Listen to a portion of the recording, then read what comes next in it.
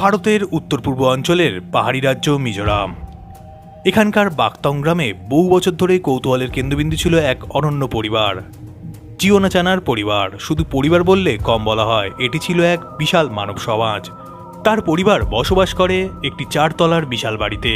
তবে এটিকে বাড়ি না বলে একটি ছোটখাটো জনপদও বলা ভালো। তার কারণ হলো এই বাড়ির মধ্যে রয়েছে 100টার বেশি ঘর, রান্নাঘর, ডাইনিং হল এবং সারি সারি টেবিল চেয়ার। প্রতিদিন এখানে রান্না হয় 30 থেকে 40 কিলোগ্রাম চাল, সঙ্গে পরিমাণ মতো সবজি, মাংস এবং ডাল। বাড়ির প্রতিটি সদস্যের নির্দিষ্ট কাজ আছে। কেউ খামারে কাজ করে, কেউ স্কুলে পড়ায়, কেউ কাঠের কাজ করে, কেউ আবার রান্না করে। একটি বড় পরিবার কিভাবে সুশৃঙ্খলভাবে পরিচালনা করা যায় তার বাস্তব উদাহরণ হলো এই বাড়িটি। ভোর থেকে রাত পর্যন্ত তাদের জীবনযাত্রা ছিল সুপরিকল্পিত, যেন একটি ক্ষুদ্র রাষ্ট্রের দৈনন্দিন প্রশাসন, যেখানে বহু সংখ্যক মানুষের জীবন চলত সমন্বয় ও ঐক্যের ভিত্তিতে। কিন্তু যাই হোক, এত বড় পরিবারের ঐক্য বজায় রাখা এবং সমন্বয় জীবনযাপনের অসাধারণ ক্ষমতা তাদের গল্পকে করে তুলেছে সত্যি ব্যতিক্রমী।